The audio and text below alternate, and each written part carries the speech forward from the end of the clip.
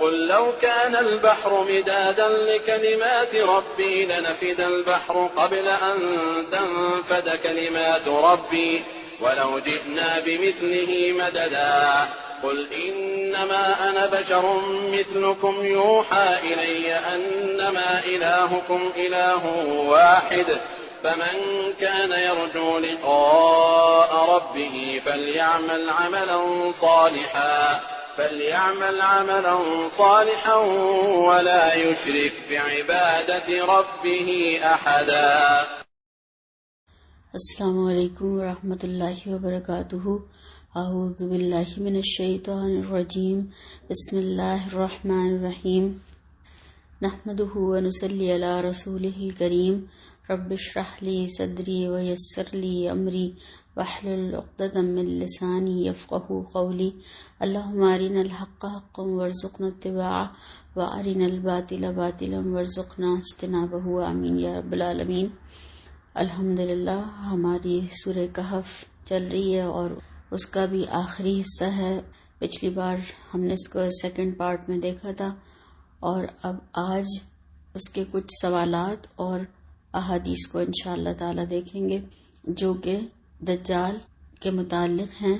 تو پہلے سوالات دیکھتے ہیں اور اس کے بعد انشاءاللہ تعالی احادیث دیکھیں گے.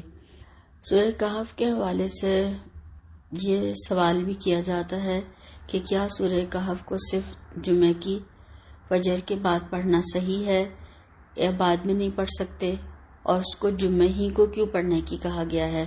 یعنی بہت سے لوگوں کے ذہنوں میں یہ سوال آتے ہیں اور وہ اس طریقے سے پھر سوالات کرتے ہیں.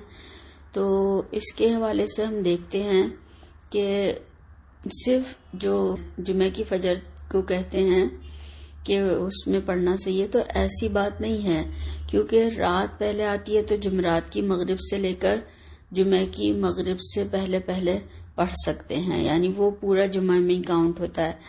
تو ہاں افضل بات یہ ہے کہ فجر کے بعد پڑھ لیا جائے، اور اگر کسی وجہ سے نہیں پڑھ سکے تو کبھی بھی 24 گھنٹے میں پڑھ سکتے ہیں تاکہ کوئی بھی اس ثواب سے محروم نہ رہے. اللہ تعالیٰ نے ہمیں اتنا موقع دیا ہے کہ ہم کبھی بھی اس کو پڑھ سکتے ہیں. یعنی پھر یہ زیادتی اور شدت ہے کہ صرف فجر کے بعد ہی پڑھیں اور ورنہ نہیں پڑھ سکتے. حدیث سے کوئی بھی ایسی بات ثابت نہیں ہے. واللہ عالم، اللہ تعالیٰ ہی اس کی حقیقت کو بہتر جانتے ہیں. پھر جمعہ کے دن ہی اس کو کیوں پڑھا جائے، یعنی اور باقی دنوں میں کیوں نہیں پڑھ سکتے ہیں؟ تو اس کے بارے میں اسکالر بڑی ہی خوبصورت اس کی ایکسپلینیشن دیتے ہیں اور کہتے ہیں کہ جمعہ جو ہے ہمارے ہفتے کا پہلا دن ہے اور جمعہ تمام دنوں کا سردار بھی ہے، اور اس میں کئی ایسی برکتیں ہیں جو کہ نازل ہوتی ہیں، اور اس میں ایک قبولیت کی گھڑی بھی ہے. اور آدم علیہ السلام اسی دن پیدا کیے گئے تھے، جنت میں بھی داخل کیے گئے اسی دن. تو ہمیں یہ طریقہ سکھایا گیا ہے کہ ہم ہفتے کا آغاز اللہ کے نام کے ساتھ کریں اور اس کی پروٹیکشن میں جاتے ہوئے کریں تاکہ تمام طرح کے فتنوں سے محفوظ رہیں، اور جو سب سے بڑا فتنہ ہے دجال کا، اس سے بھی انشاءاللہ تعالی اس کے پڑھنے والے محفوظ رہیں گے. اور یہ بھی ہمارے لیے کتنی سعادت کی بات ہے کہ ہم نے اسے ہر جمعے کو سمجھنے کی کوشش کی ہے، اور یہ اللہ تعالیٰ کا ہمارے لیے بے پناہ رحمت، فضل اور احسان کا معاملہ اور فیصلہ ہوا. الحمدللہ رب العالمین. تمام تعریف اللہ رب العالمین کے لیے ہے.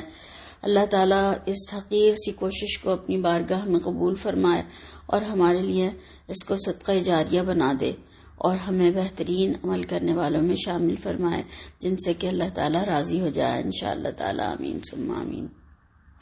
اب دوسرا سوال یہ دیکھتے ہیں کہ دجال اور سورہ کہف کا آپس میں کیا تعلق ہے، یہ سورت کیسے دجال سے بچائے گی اور ہم اپنے آپ کو ان فتنوں سے کیسے بچائیں، ان فتنوں کے مقابلے میں ہمیں کیا کرنا ہوگا. یعنی ایک سوال کے اندر کئی سوال ہیں، ملٹی سوال ہیں یہ، اور ان کو ہم دیکھتے ہیں کہ جیسے کہ ہم نے شروع میں سورہ کہف کی جو اہمیت اور فضیلت پر پہلا ہم نے حصہ اس کا کیا تھا، تو اس کی فضیلت پر روشنی ڈالی تھی، تو اس پہلے حصے کو ضرور سن لیا جائے، اس میں کافی احادیث موجود ہیں۔ صحیح مسلم کی ایک روایت ملتی ہے، حضرت ابو درداء رضی اللہ تعالی عنہ بیان کرتے ہیں کہ آپ صلی اللہ علیہ وسلم نے فرمایا، جو شخص سورہ کہف کی ابتدائی 10 آیات اور ایک دوسری روایت میں ہے کہ آخری 10 آیات جو شخص انہیں حفظ کرے گا یا انہیں پڑھے گا تو وہ دجال کے فتنہ سے محفوظ رہے گا۔ یہ صحیح مسلم کی روایت ہے۔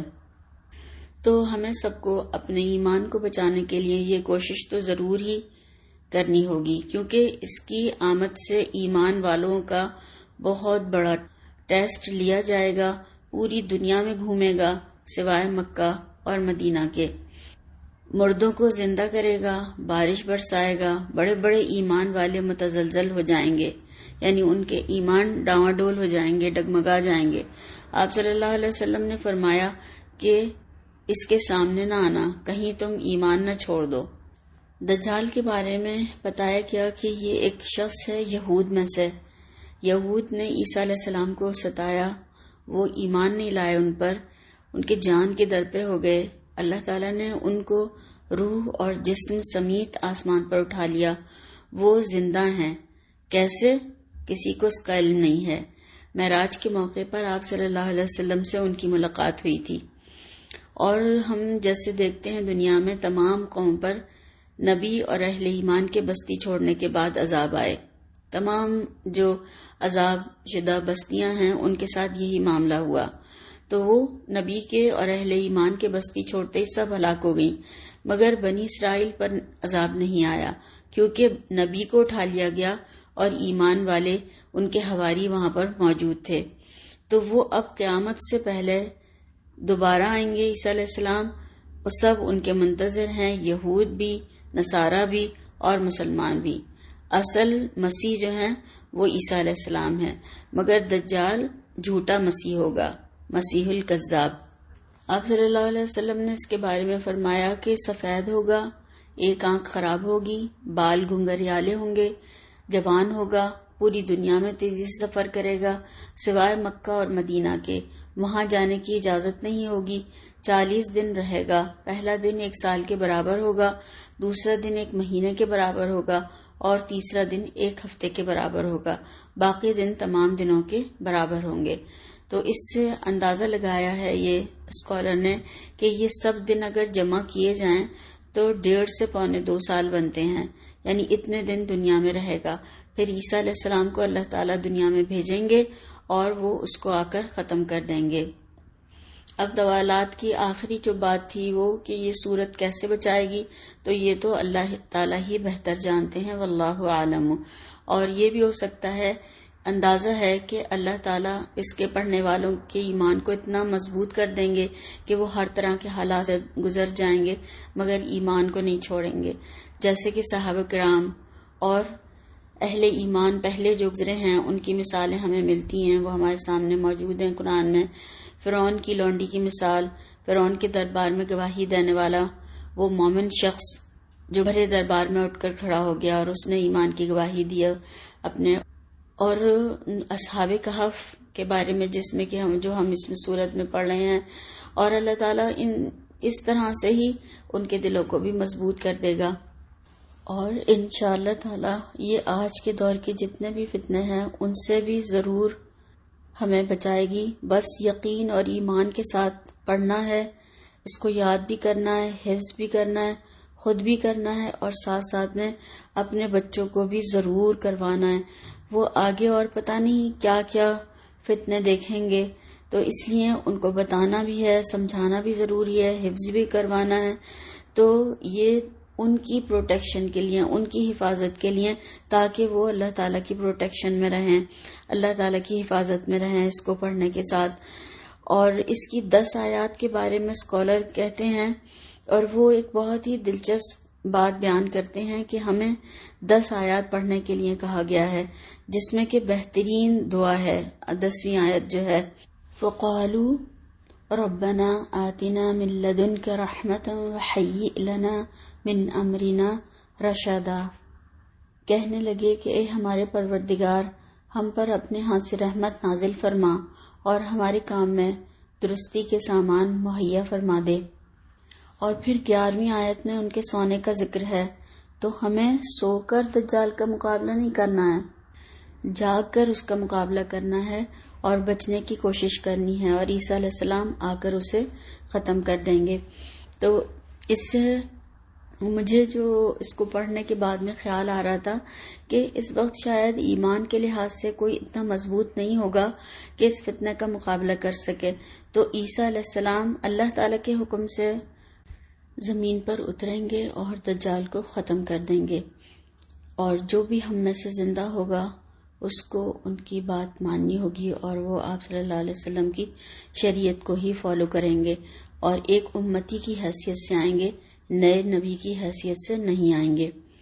اب ہم اپنے آپ کو فتنوں سے کیسے بچائیں اور ان کا مقابلہ کیسے کریں، تو کچھ ٹولز ہیں یا کچھ ٹپس ہیں یا کچھ طریقے ہیں جن کو ہم دیکھتے ہیں، جو کہ ہمیں اس صورت میں بتائے گئے ہیں۔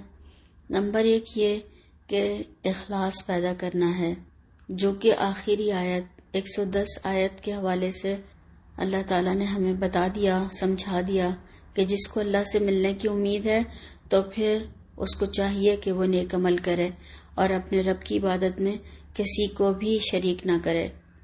اعمال صالح بھی چاہیے اور شرک سے بچنا بھی ہے، عقیدے کو مضبوط اور درست رکھنا ہے، آخرت پر بھی یقین رکھنا ہے کہ اس سے ہمیں ملنا ہے، اور نیک عمل کرنا ہے دوسرا، اور تیسرا عبادات میں شرک نہیں ہونا چاہیے۔ شرک کے ساتھ کوئی بھی عمل قبول نہیں ہوگا، اس لیے اپنے اپنے اعمال کو خود چیک کرنا بے حد ضروری ہے کل کے نقصان سے بچنے کے لیے۔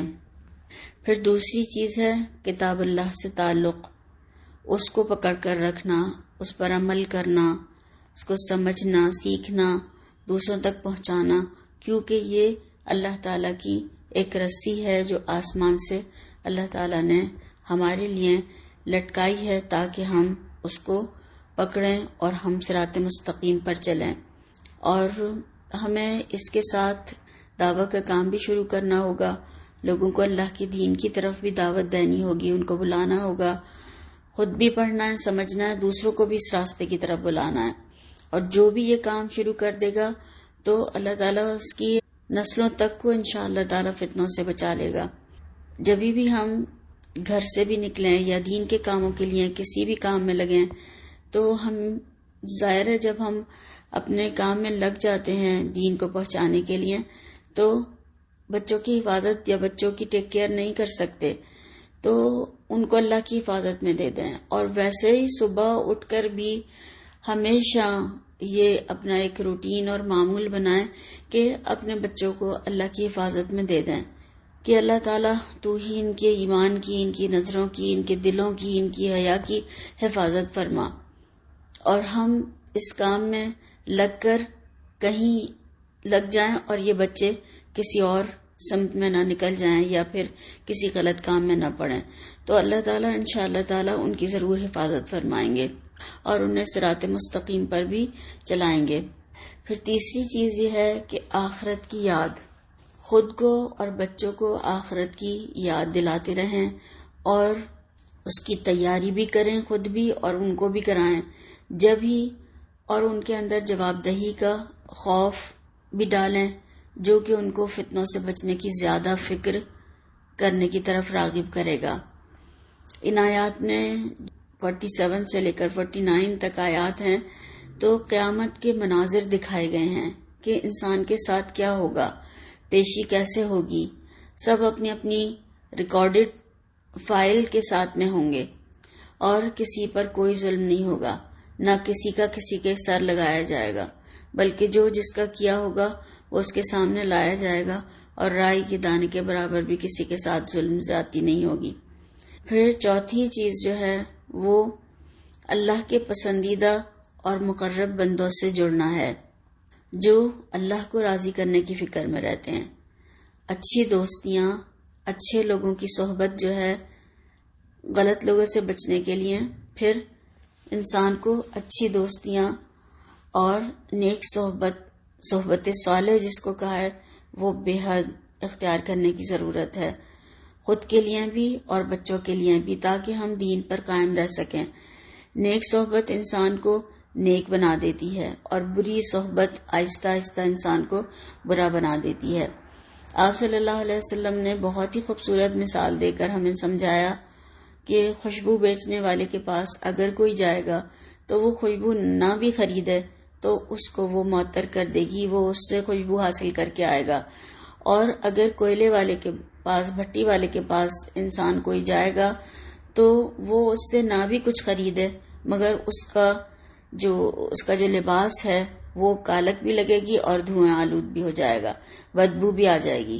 تو یہ بہت ہی خوبصورت مثال ہے صالح صحبت کی۔ تو ہمیں دعائیں بھی کرنی ہیں اور نیک لوگوں کا ساتھ بھی اختیار کرنا ہے۔ جلیسن صالحہ آتی ہے دعا کہ اللہ تعالی ہمیں نیک لوگ ہمارے ساتھ ہی ہوں، نیک لوگوں کا ہمیں ساتھ دنیا اور آخرت میں دینا۔ تو یہ ساتھ ہمیں صرف دنیا میں ہی نہیں چاہیے، قبر میں بھی، آخرت میں بھی، جنت میں بھی۔ اللہ تعالیٰ سب جگہ پر ہمیں صالحین کا ساتھ عطا فرمانا۔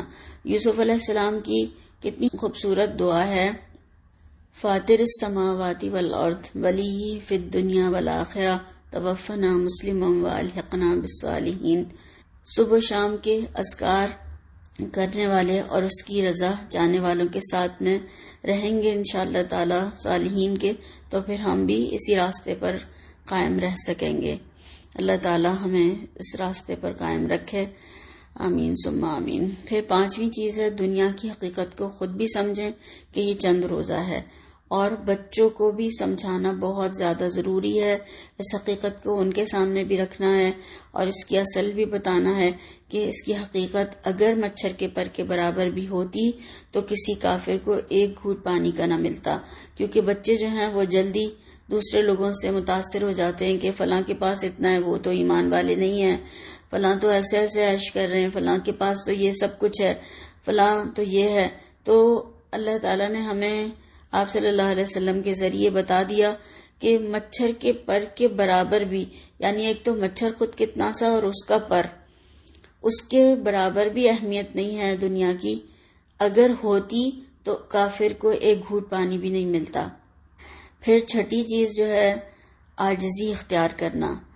ہم دیکھتے ہیں کہ دنیا میں اگر کسی کو تھوڑی سی بھی دنیا زیادہ مل جاتی ہے تو عاجزی ختم ہو جاتی ہے، چال ڈھال میں تکبر، رونت پیدا ہو جاتی ہے، لہجہ، آواز، انداز، بول چال، رنگ ڈھنگ، طریقہ پہننا اوڑھنا سب کچھ بدل جاتا ہے، انسان کی آنکھیں تک بدل جاتی ہیں، رشتوں کی پہچان بھول جاتا ہے۔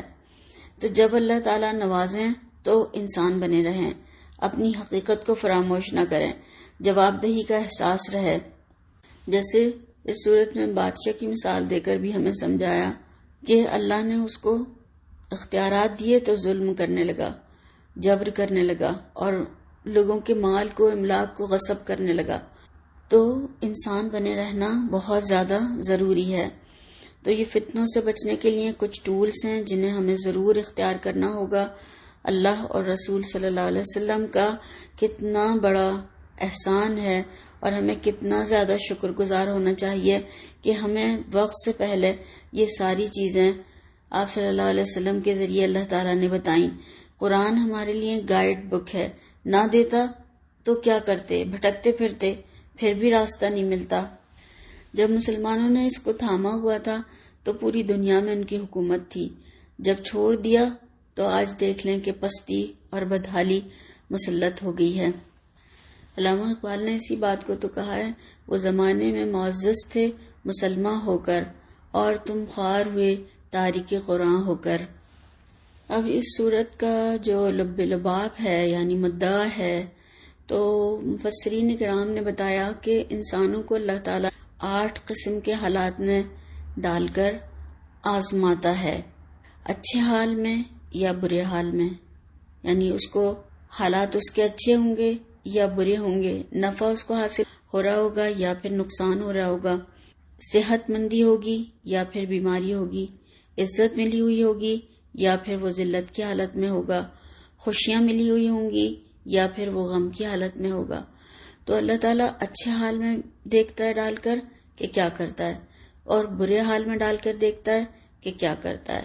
اچھے حال میں ہے تو کیا آپے سے باہر ہو جاتا ہے، برے حالات میں ہے تو بالکل ہی مایوس اور ڈپریشن کا شکار ہو کے بیٹھ جاتا ہے۔ صحت مندی ہے تو کسی کو خاطر میں ہی نہیں لاتا، اور بیماری ہے تو بھی مایوس ہو گیا۔ عزت ملی ہوئی ہے تو پھر کیا ہی عالم ہے، اپنے آپ کو بڑی چیز سمجھنے لگا، اور اگر ذلت کی حالت میں ہے تو بالکل ہی اللہ تعالیٰ سے بھی مایوس ہو گیا۔ خوشی ملی ہوئی ہے تو پھر کیا کہنے ہیں، پھر تو کسی کو بھی خاطر میں نہیں لاتا، اور غم ہے تو پھر بہت ہی زیادہ ڈپریشن کا شکار ہو کر سب کچھ چھوڑ کے بیٹھ جاتا ہے۔ یہاں تک کہ لوگ ایسے حالات سے گزر کر خودکشیاں بھی کر لیتے ہیں، اتنے مایوس ہو جاتے ہیں۔ تو ہر بندہ اس میں سے کسی نہ کسی حال میں ہوتا ہے، کسی کو اللہ تعالیٰ دے کر آزما رہے ہوتے ہیں اور کسی سے لے کر آزما رہے ہوتے ہیں۔ تو ان 8 چیزوں کا ہم 2 چیزوں سے مقابلہ کر سکتے ہیں اور کامیاب ہو سکتے ہیں۔ وہ کیا ہیں؟ ایک صبر اور دوسرا شکر۔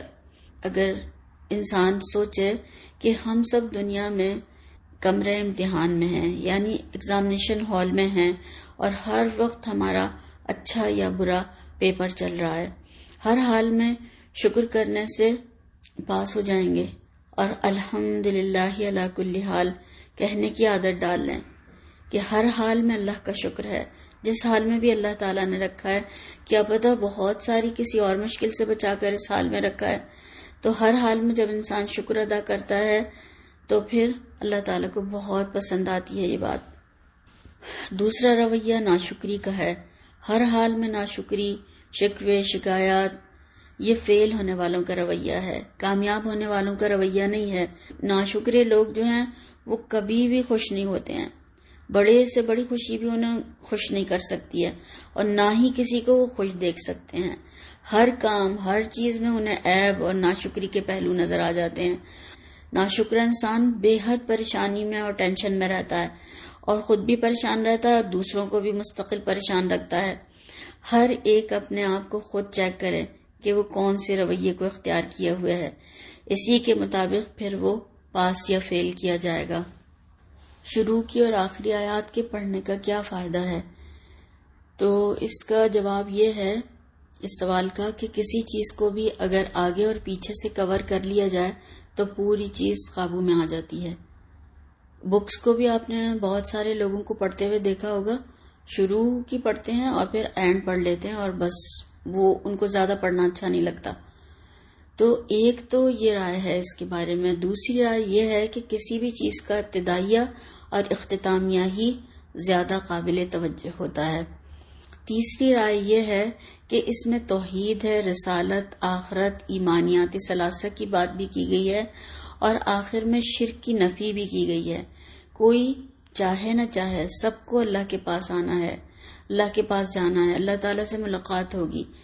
تو بالکل بے لاگ طریقے سے اور صاف طریقے سے صاف طور پر بتا دیا گیا ہے کہ اپنے ساتھ اعمال صالح لے کر آنا۔ کسی بھی عمل میں اگر شرک کی آمیزش ہوئی تو وہ قبول نہیں کیا جائے گا۔ مشرک کی بخشش اسی طرح ناممکن ہے جس طرح سے سوئی کے ناکے سے اونٹ کا گزرنا۔ یہ قرآن میں بہت ہی خوبصورت مثال دی ہے اللہ تعالیٰ نے، اور اس کو ہمیں سمجھا دیا ہے کہ ایسا ہی ناممکن ہے مشرک کی بخشش ہو جانا جس طریقے سے کہ سوئی کا ناکا کتنا سا ہوتا ہے، اس سوئی کا جو ہول جس میں دھاگا ڈالا جاتا ہے اس کے اندر سے اونٹ کا گزر جانا، یعنی اتنا شدید ناممکن ہے، یعنی بالکل ہی ناممکن ہے، ہو ہی نہیں سکتا، نیور، کبھی نہیں، یہ ممکن ہی نہیں ہے۔ تو اللہ تعالیٰ نے اتنی خوبصورت مثال سے ہمیں سمجھایا ہے۔ ایک کسی نے مثال کے طور پر بتایا تھا، کسی نے ایک واقعہ بیان کیا تھا، کوٹ کیا تھا کہ ایک بہت ہی حسین اور خوبصورت عورت تھی، اس کا واقعہ بیان کیا کہ وہ ایک بزرگ کے پاس گئی اور اس کا اپنا مسئلہ تھا کہ میرے شوہر نے دوسری شادی کر لی ہے، تو وہ ان سے اس کے بارے میں کچھ مشورہ لینے کے لیے گئی۔ تو اس نے کہا کہ میں اگر نقاب اٹھا دوں تو آپ کو بھی پتہ چل جائے گا کہ میں کتنی زیادہ حسین اور خوبصورت ہوں، مگر پھر بھی میرے شوہر نے دوسری شادی کر لی ہے۔ تو وہ عالم صاحب جو تھے جن کے پاس مسئلہ لے کر گئی تھی، تو وہ یہ بات سن کر ایک دم سے ان کی طبیعت خراب ہوئی، بے ہوش ہو گئے وہ. تو جب کچھ افاقہ ہوا، وہ بھی پریشان ہو گئی، ڈر گئی کہ پتہ نہیں کیا ہوا ان کو. تو جب وہ ہوش میں آئے تو ان سے پوچھا گیا کہ آپ کو کیا ہوا تھا؟ تو بتایا انہوں نے کہ ایک عورت اتنے سے حسن کی وجہ سے اپنا شریک برداشت نہیں کر رہی ہے. وہ سمجھتی ہے کہ میں حسین ہوں تو میرے شوہر کو دوسری شادی نہیں کرنی چاہیے. تو ایک عورت اپنا شریک برداشت نہیں کر سکتی، اس کو پسند نہیں کرتی ہے، تو میرا رب جو رب العالمین ہے، جو ہر چیز کا مالک ہے، ہر چیز جس نے بنائی ہے، وہ پھر شریک کیسے برداشت کرے گا؟ تو جب مجھے یہ خیال آیا تو اس کی وجہ سے میں بے ہوش ہو گیا، میرے اوپر کپ کپی طاری ہو گئی.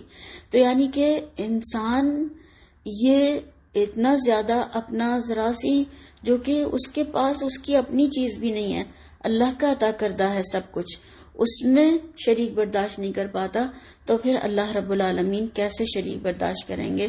سبحان اللہ. تو یہی ہمیں اس صورت کا میسج جو ہے وہ یہی ہے کہ شرک کی آمیزش اعمال میں نہیں ہونی چاہیے، ورنہ تمام زندگی کا کیا کرایا غارت ہو جائے گا، سب ختم ہو جائے گا. تو اللہ تعالیٰ اس انجام سے محفوظ رکھے، آمین ثم آمین. اب ہم 2-3 احادیث ابن سیاد کے بارے میں اور ایک آخر میں طویل حدیث دجال کے بارے میں انشاءاللہ دیکھیں گے. یہ صحیح مسلم کی روایت ہے اور عبداللہ بن مسعود اس کے راوی ہیں. کہتے ہیں کہ ہم رسول اللہ صلی اللہ علیہ وسلم کے ساتھ تھے کہ ہم چند لڑکوں کے پاس سے گزرے، ان میں ابن سیاد بھی تھا. سب بچے بھاگ گئے اور ابن سیاد بیٹھ گیا. تو ایسا لگا کہ رسول اللہ صلی اللہ علیہ وسلم نے اس بات کو ناپسند فرمایا. نبی کریم صلی اللہ علیہ وسلم نے اس سے فرمایا، تیرے ہاتھ خاک آلود ہوں، کیا تو گواہی دیتا ہے کہ میں اللہ کا رسول ہوں؟ اس نے کہا نہیں، بلکہ کہا آپ گواہی دیتے ہیں کہ میں اللہ کا رسول ہوں. حضرت عمر بن خطاب رضی اللہ تعالیٰ عنہ نے کہا کہ اللہ کے رسول صلی اللہ علیہ وسلم مجھے اجازت دیجیے کہ میں اس کو قتل کر دوں. رسول اللہ صلی اللہ علیہ وسلم نے فرمایا، اگر یہ وہی ہے جو تمہارا گمان ہے تو تم اس کو قتل نہیں کر سکو گے، یعنی اسے تو آ کر عیسیٰ علیہ السلام قتل کریں گے، اگر یہ وہی ہوا تو تم اسے قتل نہیں کر سکو گے. ابو سعید خدری رضی اللہ تعالیٰ عنہ سے روایت ہے، کہا مکہ کی طرف جاتے ہوئے راستے میں میرا ابن سیاد کا ساتھ ہو گیا. اس نے مجھ سے کہا کہ میں کچھ ایسے لوگوں سے ملا ہوں جو سمجھتے ہیں کہ میں دجال ہوں. کیا آپ نے رسول اللہ صلی اللہ علیہ وسلم کو فرماتے ہوئے نہیں سنا تھا کہ اس کے بچے نہیں ہوں گے؟ میں نے کہا کیوں نہیں سنا تھا؟ اس نے کہا کہ میرے بچے ہوئے ہیں. کیا آپ نے صلی اللہ علیہ وسلم کو کہتے ہوئے نہیں سنا تھا وہ دجال مدینہ میں داخل ہوگا نہ مکہ میں؟ تو میں نے کہا کیوں نہیں؟ اس نے کہا میں مدینہ کے اندر پیدا ہوا اور اب مکہ کی طرف جا رہا ہوں. انہوں نے کہا پھر اپنی بات کے آخر میں اس نے مجھ سے کہا کہ دیکھیں اللہ کی قسم میں اس دجال کی جائے پیدائش، اس کے رہنے کی جگہ اور وہ کہاں ہے سب جانتا ہوں. اس طرح اس نے اپنی حیثیت کے بارے میں مجھے الجھا دیا. تو اسے دجال کی جائے پیدائش اور ٹھکانہ وغیرہ کیسے معلوم تھا؟ تو اس سے یہی ثابت ہوتا ہے کہ یا تو وہ خود چھوٹا موٹا کوئی دجال یا پھر کم از کم دجال کا کے قریب رہنے والی قوتوں یا شیطانی طاقتوں وغیرہ سے اس کا کچھ رابطہ تھا. یہ ابن سیاد یا ابن سائد جو تھا یہودی خاندان میں پیدا ہوا تھا اور اس کا نام صاف یا صافی تھا. بچپن سے ہی اس کے طور طریقے انداز عجیب سے تھے. اس میں دجال کی عام نشانیوں میں سے کچھ نشانیاں بھی نظر آتی تھیں. یہ ترمذی کی روایت میں ہمیں ملتا ہے. اور اس کے پاس کچھ غیر مرئی شیطانی قوتوں سے بھی لگتا تھا اس کا کچھ رابطہ تھا، جیسے کہ کاہنوں وغیرہ کا ہوتا ہے. اور اس کی بعض باتوں سے یہ شک بھی ہوتا تھا کہ وہ دجال ہو سکتا ہے. صحابہ کرام کو شک بھی ہوا. آپ صلی اللہ علیہ وسلم نے اس سے بات چیت کر کے اس کی بے خبری میں بھی اس کے پاس آنے والی آوازوں یا اس کی بڑبڑاہٹ سن کر اس کی حقیقت جاننے کی کوشش بھی فرمائی تھی، لیکن اس کا معاملہ مشکوک ہی رہا، یعنی اس کے بارے میں کوئی صحیح بات معلوم نہیں ہو سکی. آپ صلی اللہ علیہ وسلم نے اس کے ساتھ رابطہ رکھنے والی نادیدہ قوتوں کو آزمانے کے لیے اس سے کچھ سوالات بھی کیے تو پتہ چلا کہ وہ کچھ غیر معمولی قوتوں کا حامل نہیں ہے. اس لیے آپ نے اسے نظر انداز فرما دیا اس نے اسلام قبول کرنے کا دعویٰ بھی کیا، حج وغیرہ بھی کیا، لیکن اس کی مشتبہ باتوں کی بنا پر آخر تک صحابہ کرام میں اس کا معاملہ مشکوک ہی رہا۔ اس سے اعلانیہ طور پر اور صحیح انداز میں کوئی ایسا کام سرزد نہ ہوا جس کی بنا پر اس کے خلاف کوئی کارروائی کی جاتی۔ بعض علماء کا خیال یہ ہے کہ وہ بڑا دجال تو نہیں تھا، لیکن 30 دجالوں میں سے ایک ہو سکتا ہے جس کی رسول اللہ صلی اللہ علیہ وسلم نے خبر دی تھی۔ رسول اللہ صلی اللہ علیہ وسلم نے براہ راست اللہ تعالیٰ سے اس کی حقیقت جاننے کے بجائے خود اس کی حقیقت معلوم کرنے کی کوشش فرمائی تھی، اور اس بات سے مقصود یہ تھا کہ آپ کے بعد آپ کی امت جو ہے وہ بھی اس طریقے پر عمل کرتے ہوئے لوگوں کو پہچاننے کی کوشش کرے اور گمراہ ہونے سے بچ جائے۔ تو یہ شخص آپ صلی اللہ علیہ وسلم کے زمانے میں مدینہ میں موجود تھا، اور پھر اسی زمانے میں جو ایک واقعہ پیش آیا جس کو جساسہ کا واقعہ بھی کہا جاتا ہے، اور یہ صحیح مسلم کی روایت ہے۔ فاطمہ بنت قیس اس کی راویہ ہیں، وہ اولین ہجرت کرنے والوں میں سے تھیں۔ ان سے پوچھا گیا کہ آپ ہمیں ایسی کوئی حدیث سنائیے جو آپ نے براہ راست آپ صلی اللہ علیہ وسلم سے سنی ہو۔ انہوں نے کہا اگر تم یہ چاہتے ہو تو میں ایسا ہی کروں گی۔ انہوں نے کہا کہ میرا نکاح عبد الحمید بن حفص ابن مغیرہ سے ہوا۔ وہ اس وقت قریش کے بہترین نوجوانوں میں سے تھے۔ وہ رسول اللہ صلی اللہ علیہ وسلم کے ہمراہ اپنے پہلے جہاد میں زخمی بھی ہوئے تھے۔ جب میری شادی ختم ہو گئی یعنی طلاق ہو گئی تو رسول اللہ صلی اللہ علیہ وسلم کے صحابہ میں سے کئی لوگوں کے ساتھ ساتھ عبد الرحمن بن عوف نے بھی مجھے نکاح کا پیغام بھجوایا۔ رسول اللہ صلی اللہ علیہ وسلم نے مجھے اپنے آزاد کردہ غلام کے بیٹے اسامہ بن زید کے لیے نکاح کا پیغام بھیج دیا۔ مجھے بتایا گیا کہ رسول اللہ صلی اللہ علیہ وسلم نے فرمایا ہے کہ جو شخص مجھ سے محبت کرتا ہے وہ اسامہ سے بھی محبت کرے۔ جب رسول اللہ صلی اللہ علیہ وسلم نے میرے ساتھ گفتگو فرمائی تو میں نے آپ سے کہہ دیا میرا معاملہ آپ کے ہاتھ میں ہے، آپ جس سے چاہیں میرا نکاح کر دیں۔ آپ صلی اللہ علیہ وسلم نے فرمایا تم ام شریک کے ہاں منتقل ہو جاؤ۔ ام شریک انصار میں سے ایک مالدار خاتون تھیں، ان کے ہاں مہمان آتے رہتے تھے۔ میں نے کہا میں ایسا ہی کروں گی۔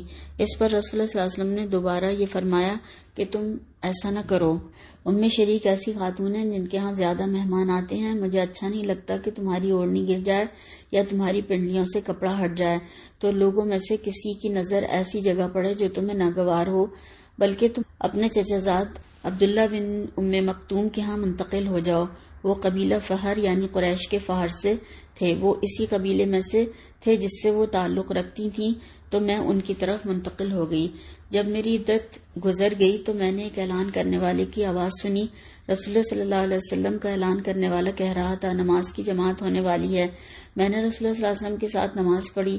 میں عورتوں کی صف میں تھی جو مردوں کی پشت پر عورتوں کی پہلی صف تھی۔ جب رسول اللہ صلی اللہ علیہ وسلم نے نماز ادا فرما لی تو آپ خوشی کے عالم میں ہنستے ہوئے منبر پر تشریف فرما ہوئے اور فرمایا ہر انسان اپنی نماز ہی کی جگہ پر بیٹھا رہے۔ پھر فرمایا تمہیں معلوم ہے کہ میں نے تم لوگوں کو کیوں اکٹھا کیا ہے؟ انہوں نے کہا اللہ اور اس کا رسول زیادہ باخبر ہے۔ آپ صلی اللہ علیہ وسلم نے فرمایا میں نے تمہیں نہ کسی خاص بات کی رغبت دلانے کے لیے اکٹھا کیا ہے نہ کسی خاص چیز سے ڈرانے کے لیے، میں نے تمہیں اس لیے اکٹھا کیا ہے کہ تمیم داری نے جو ایک نصرانی شخص تھے آئے ہیں اور انہوں نے بیعت کی ہے اور اسلام لائے ہیں۔ انہوں نے مجھے ایک بات سنائی ہے جو اس کے مطابق ہے جو میں تمہیں مسیح دجال یعنی جھوٹے مسیح کے بارے میں بتایا کرتا تھا۔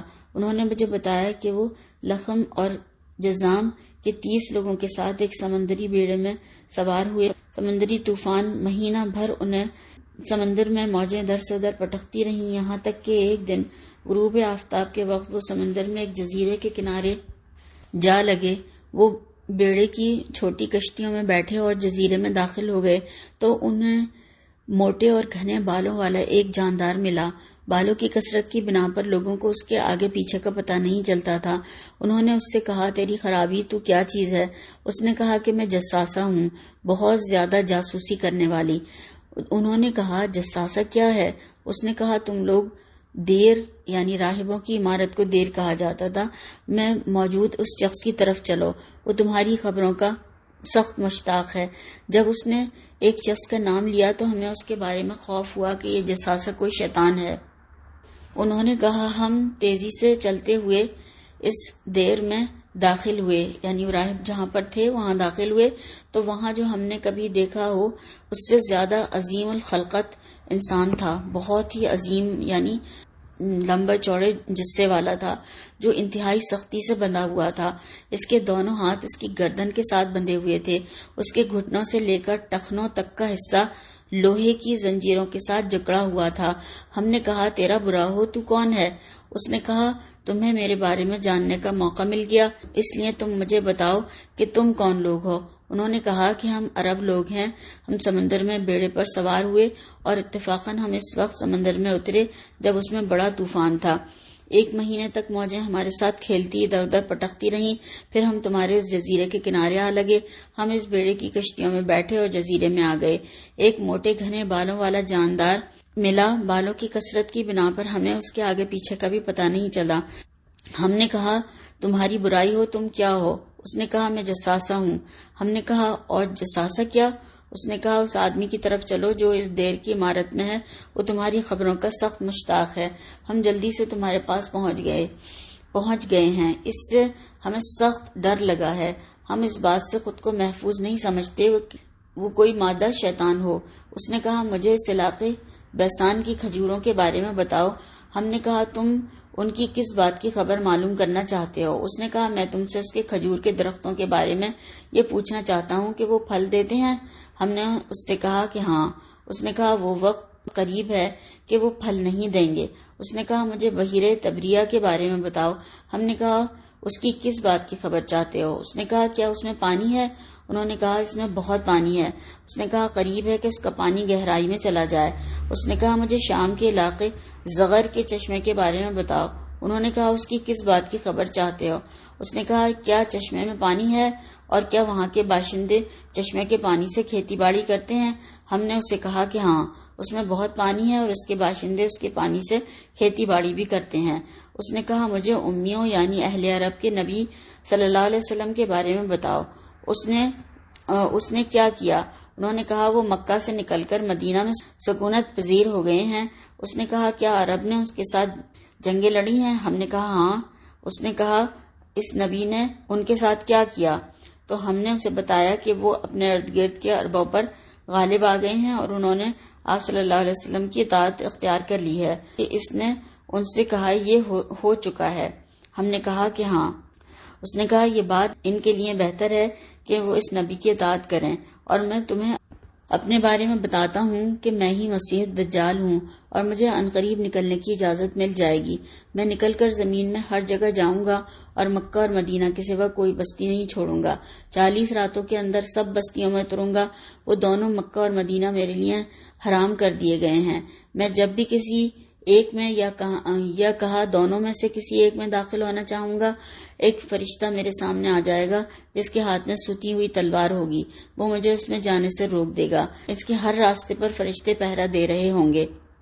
فاطمہ بنت قیس نے بتایا کہ رسول اللہ صلی اللہ علیہ وسلم نے اپنے عصائے مبارک کو منبر پر مارا اور فرمایا یہ طیبہ ہے، یہ طیبہ ہے، یہ طیبہ ہے۔ آپ صلی اللہ علیہ وسلم کی مراد مدینہ سے تھی۔ خبردار، کیا میں نے تمہیں یہ باتیں بتائی نہ تھی؟ لوگوں نے کہا کہ جی ہاں۔ آپ نے فرمایا مجھے تمیم کی بات اچھی لگی، وہ اسی کے مطابق ہے جو میں نے تم لوگوں کو بتایا تھا، اور جو کچھ مکہ اور مدینہ کے متعلق بتایا تھا یاد رکھو وہ شام کے سمندر میں ہو سکتا ہے یا یمن کے سمندر میں ہو سکتا ہے، نہیں بلکہ مشرق کی طرف ہوگا۔ وہ جو بھی وہ ہے مشرق کی طرف ہوگا، جو بھی وہ ہے مشرق کی طرف ہوگا، جو بھی وہ ہے۔ اور آپ صلی اللہ علیہ وسلم نے اپنے ہاتھ سے مشرق کی طرف اشارہ فرمایا۔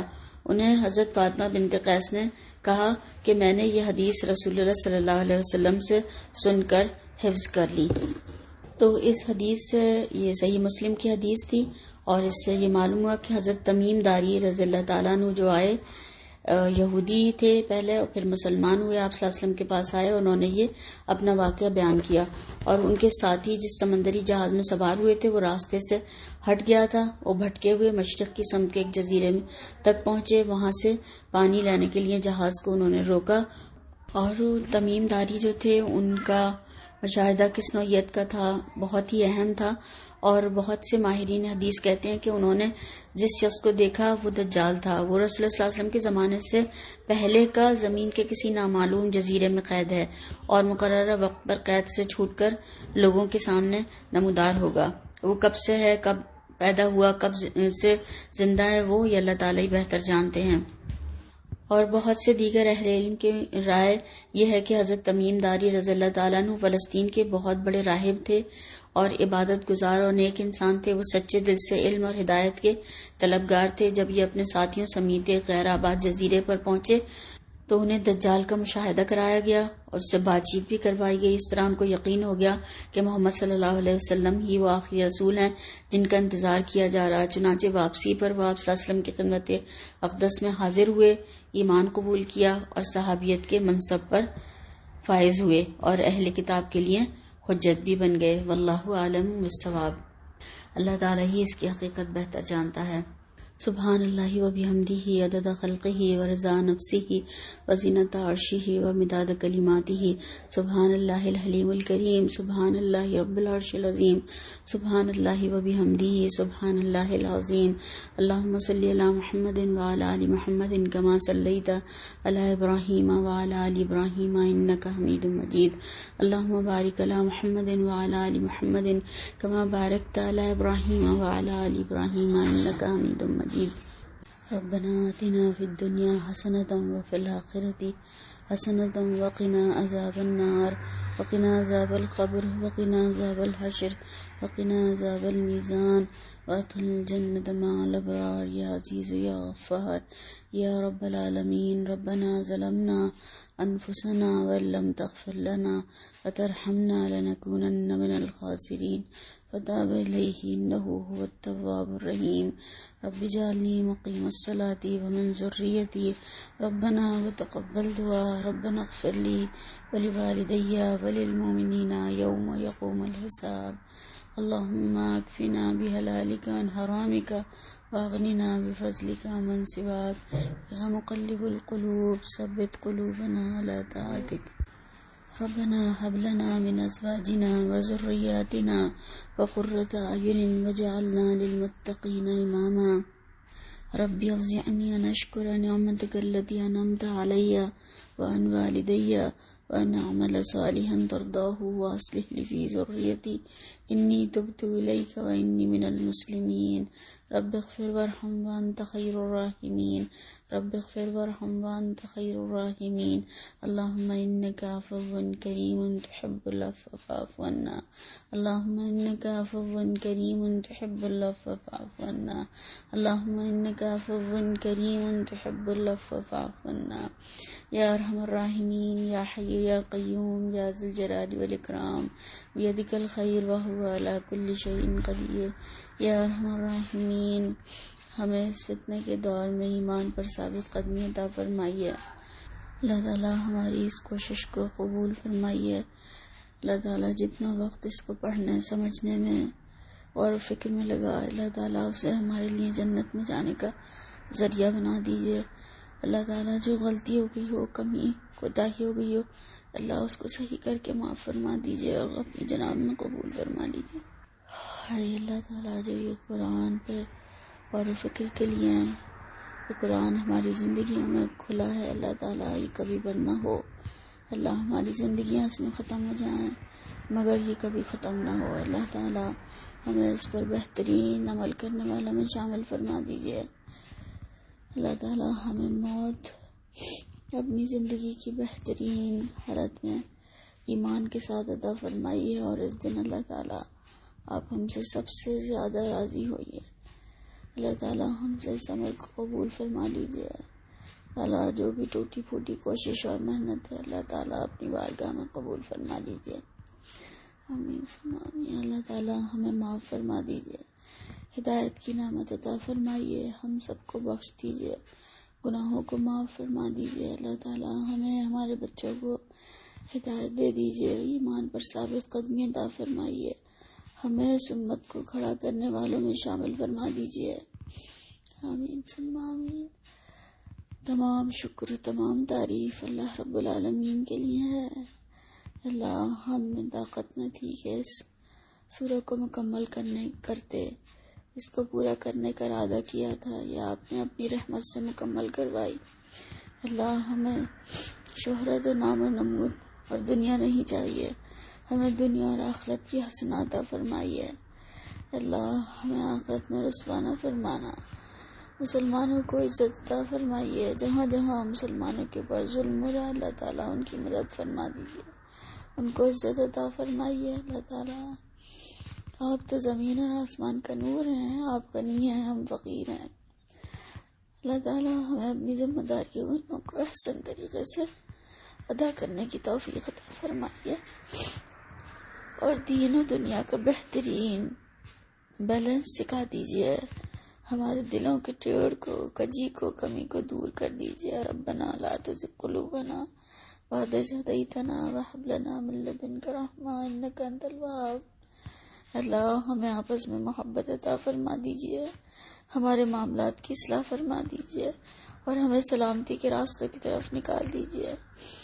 اللہ تعالیٰ اپنے فرشتوں سے ہماری مدد فرمائیے، ثابت قدمی عطا فرمائیے، دین پر ثابت قدمی عطا فرمائیے۔ ہم سب کو دین سے جوڑ دیجیے، ہمیں اور ہماری اولادوں کو، بہن بھائیوں، رشتہ داروں، پڑوسیوں، تمام ملنے والوں کو دین سے جوڑ دیجیے، دین پر چلنا آسان فرما دیجیے۔ اللہ جہنم کی آگ سے ہماری، ہمارے ماں باپ، اولاد اور تمام مسلمانوں کی آئندہ نسلوں کی گردنوں کو آگ سے آزاد فرما دیجیے، ہم سے آسان حساب لیجیے گا۔ اللہ تعالیٰ ہماری، اللہ آپ ہی تو ہمارے ولی اور مولا ہیں، ہمارے رب ہیں۔ بھول چوک میں جو غلطیاں ہو گئی ہیں ان کو معاف فرما دیجیے۔ دجال، یاجوج ماجوج اور تمام فتنوں سے، زندگی اور موت کے تمام فتنوں سے ہماری حفاظت فرمائیے۔ اللہ آج جمعہ ہے، اس میں قبولیت کی گھڑی ہوتی ہے، اللہ ہمیں معاف فرما دیجیے۔ ہماری غلطیوں اور کمیوں کو، تاہیوں کو اپنی رحمت سے ڈھانپ لیجیے، رحم فرما دیجیے۔ خاتمہ ایمان کے ساتھ فرمائیے، سعادت کی زندگی اور شہادت کی موت نصیب فرمائیے۔ قبر کے عذاب اور دوزخ کے عذاب سے محفوظ فرما دیجیے۔ جو تمام لوگ اس میں ہمارے ساتھ شامل رہے، اللہ ان سب کی دعاؤں کو، جائز خواہشات کو پورا فرمائیے۔ اللہ تعالیٰ کل مرحومین کی مغفرت فرما دیجیے، کل بیماروں کو شفائے کاملہ اور عاجلہ عطا فرما دیجیے۔ ہمیں اپنے ماں باپ کے لیے بہترین صدقہ جاریہ بنا دیجیے، اور ہماری اولاد کو ہمارے لیے بہترین صدقہ جاریہ بنا دیجیے۔ آمین ثم آمین۔ ربنا تقبل منا انک انت السمیع العلیم وتب علینا انک انت التواب الرحیم۔ صلی اللہ تعالی علی خیر خلقہ محمد وآلہ واصحابہ اجمعین برحمتک یا ارحم الراحمین۔ سبحانک اللہم وبحمدک اشہد ان لا الہ الا انت استغفرک واتوب الیک۔ السلام علیکم ورحمۃ اللہ وبرکاتہ۔